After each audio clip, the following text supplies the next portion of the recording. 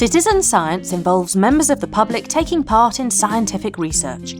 It's never been easy to accurately measure the impact of citizen science until now. The MIX project developed an accessible tool to assess how effective citizen science is, to help projects reach their full potential. MIX considers citizen science's impact in several areas: society, the environment, the economy, governance, and science and technology.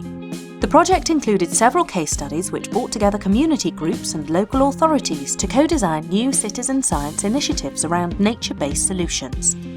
In Italy, school children and other locals monitored the water quality of the Marzanego River. They even developed their own method for measuring levels of bacteria. In Romania, citizen scientists investigated bank stability and water level in the Danube wetlands.